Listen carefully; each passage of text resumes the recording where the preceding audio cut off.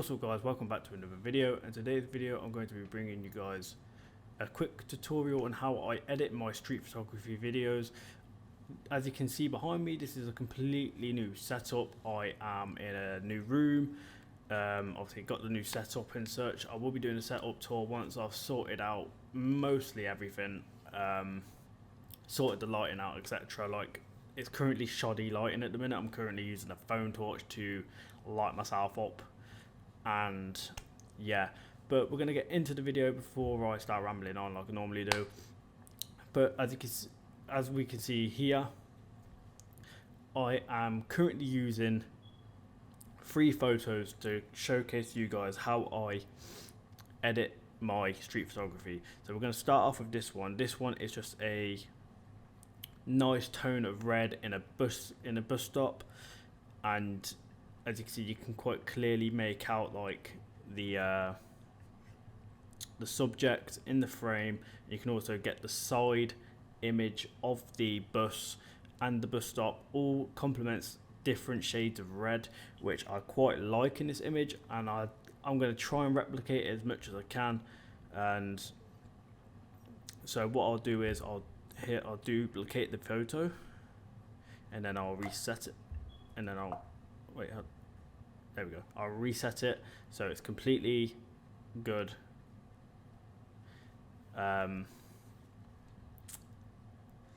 Okay, I'll crop it to Instagram's format, which is 8.5 by 11. That's preferably what I use. Yeah, there. That's the perfect crop for Instagram. You might lose probably like that much off the top if you like down below, if wherever you need to place it, but it's nothing major if you're working with a good crop. But what I tend to start off with, I'll use my HodsonMedia dark moods preset, and I will be offering these presets pretty soon. I just need to sort out the, like all the kinks and stuff to get it working for you guys, but I'm going to be offering these for sale pretty soon. But yeah, enough of that. And then I click auto, which gives you a rough oversimplification of what this one is. Okay, obviously the framing is a little bit different. I can sort that, but you can quite clearly see the reds are now starting to pop out, which is what we wanted. But in all honesty, we want the reds to actually pop out some more. So what we go down to first is to do the color mixer on the color tab of Lightroom, and then click on red. Now, we don't want the saturation to go down. We want the luminance to go up. So we want it to pop. We want it to just pop. You want to see it. You don't. If you mess with the saturation, it kind of, it does amplify it, but it also dulls it, which is not what you want. So I'm going to reset it, keep it on -5, and then you don't go mess with the hue. You don't go messing with the hue, otherwise you'll end up with like a pinky purple or like an orangey yellow. No point messing with the hue. There's no need for it. But if you really want to start, messing around with the reds, you click on luminance here, and then if it was all in a separate frame, like the only way you could probably do that manually is if you did a mask and selected that part of the bus and did all that, which yeah, you can do. It's tedious and there's no point doing it. That's the framing for the bus, surely. It's within its range. Okay, so now we're going to mess around with the highlights a little bit. Take them down, because obviously you have the glass in the bus shelter. You want to take the highlights down, and you want to take the highlights down that way, because I'm mirrored. Yeah, you want to take the highlights down, because if you bring them up, you get that glare in the glass, and you don't want that. You want everything to be visible in the shot. And your best bet is to bring the exposure up a little bit, or down, on your preference, if you want to mask it and bring out the subject, which I can show you here. I think this is kind of what I did on this one. Yeah, I did it on this one.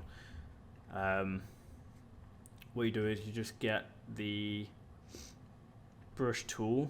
That's what I used for this subject. You got a good outline of the lady,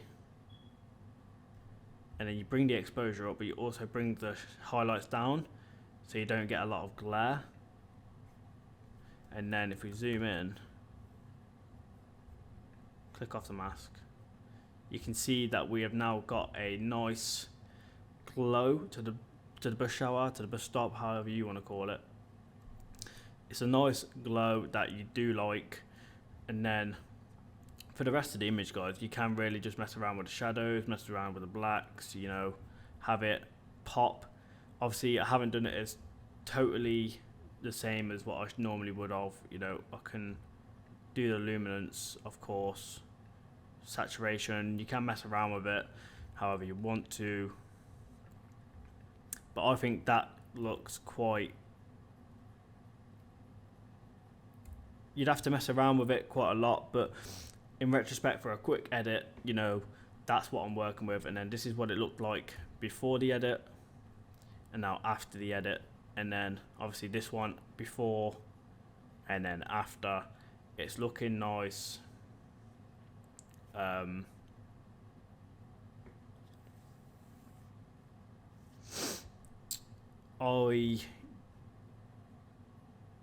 genuinely I think that's the best edit you can get for that. You could probably tediously mess around with it for like an hour, and you could probably get a decent amount out of it. But for now, I think genuinely just there's no point to it. So we're going to go on to the next photo, guys, which is this nice candid photo of a elderly man walking past a tree, and I kind of shot the frame. I managed to luckily get the frame between the car and the tree, and then with all the plants in behind as well. You can get quite a nice framing out of this, which this is the original. The original was very, very dark, so to do what I did, obviously using the Sony ARW files, which is raw for Sony, obviously you can pick out quite a lot of detail in this, you know.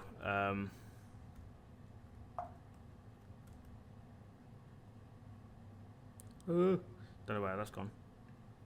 Yeah, so I keep losing it. Oh, I'm spoiling photos. Yeah, so this is the photo. It's, you know, it's simple, but it also, the way I've edited it, it gives like a subliminal messaging, you know, that kind of feel. And yeah, so what we're going to do is, guys, we're going to do exactly the same as we just did. We're going to duplicate the photo, and then we're going to reset it. Now you can see the crop, everything was masterpiece. It's a masterpiece. That's what you needed. Okay. I've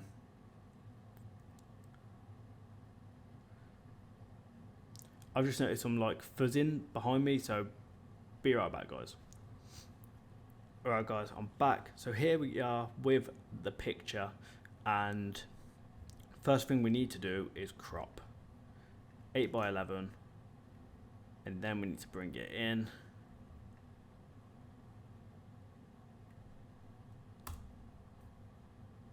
Now that is relatively similar. I could probably go in a little bit more with that.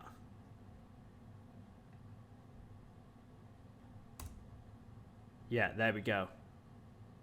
Wait, no. I cropped the wrong image, like an idiot.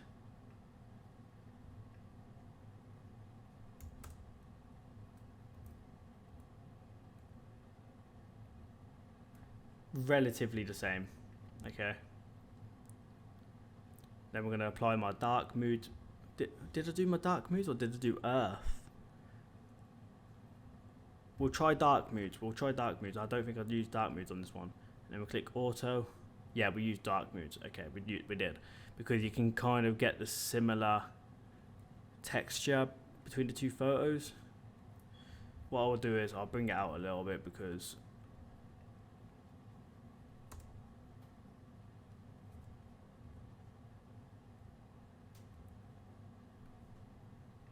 I want to just get the framing right. You know what I mean, guys?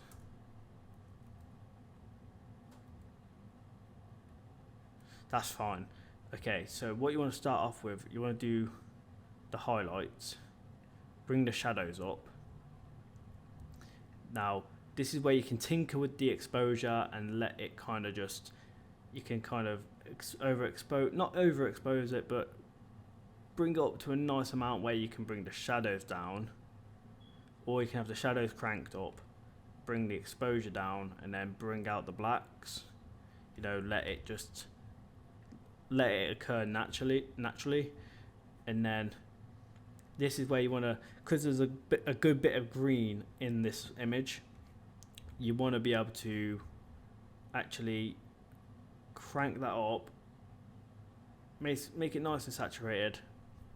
Obviously I didn't do it with this photo, I left it quite moody, but I reckon on this one we give it a nice pop, you know.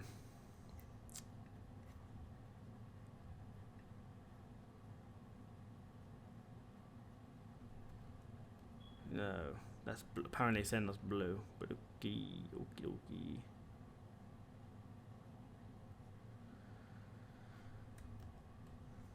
Not much we could do there, but okay. We can use the green again. We can make it a nice, you know, cool, more like a dark green. And then we can make it more like a light green, and then even this one here. You know, you're not going to get the same amount unless you manually change that one as well, and that's just a balls ache to do. But I mean, genuinely speaking, you can achieve that look. But I think I'm going to keep it, you know, nice and dull. I'll keep it nice and dull like I did on that one. So I need to bring down the exposure.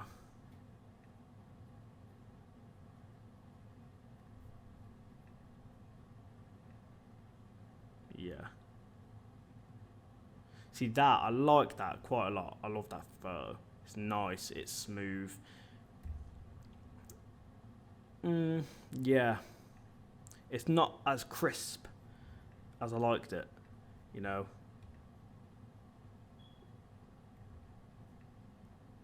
See, the highlights just ruin the photo. It ruins it.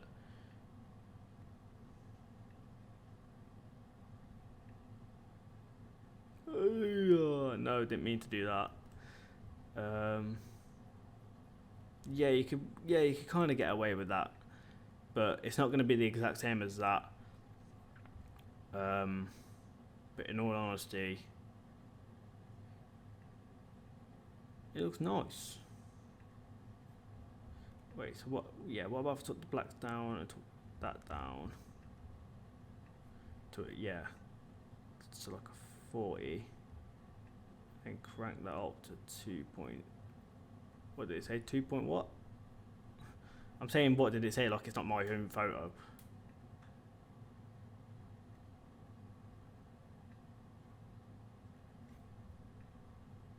It's a really different mood to that photo, isn't it? Yeah. It's a bit weird, but okay.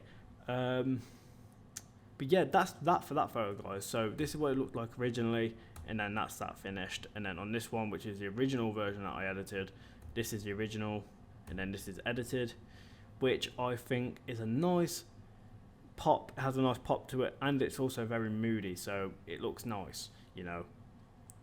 Alright guys, we're going to move on into the final photo, which is this one. This was shot not long ago, I believe. yeah, 11th of October 2021. I haven't been on many street shoots recently, so I'm trying to get back out there and do some. And this is a good start to get out and do some, to do videos like this. But what we're going to do is, before we lose track of time, I'm going to duplicate this photo. Then I'm going to reset.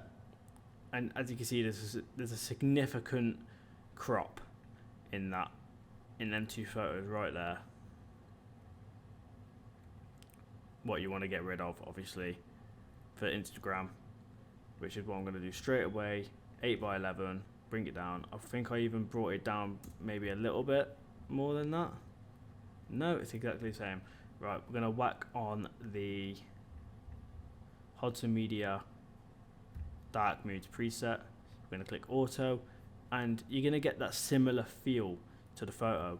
Most of my presets are designed for the same lighting situations that I do take photos in, which is kind of like afternoon, daytime, and in these like places where you mainly get a shadow in it, of course. And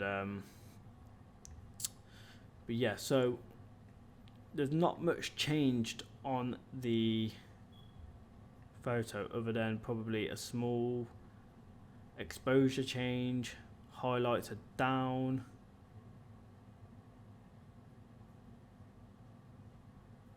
And then you want to kind of just mess around with the whites, mess around with the blacks, maybe bring it down. Definitely bring the shadows up. I'm not sure if I did it. I didn't do a mask. Yeah, we need to do the greens. Definitely the greens.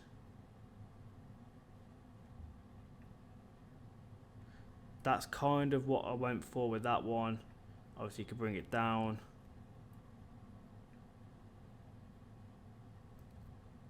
You know, you can really mess around with the blue, with the greens and all that. And even if you wanted to mess around with stuff back here, like the orange, you can obviously go very bright, but it'll mess with skin tones, especially if you're shooting, how can I say it correctly, especially if you're shooting people with a lighter tone, you know, if you mess around with the oranges quite a lot, you will lose certain colours out of them. Obviously it tints them, so you don't want to mess around with it too much unless you go directly into masking and do it all like that. And I mean, there's not much else you can do for this photo because it's a very candid photo. There's not a lot of stuff going on. Obviously you've got the background people, but you don't really want to dive into that too much. I mean, you could even do what I did on the first photo, which is take the red up, and then you know, you could either do something with the red, of course, but I mean, unless you literally did what I did earlier, guys, with the brush and went down it like this. Didn't mean to do that. Why is it so small?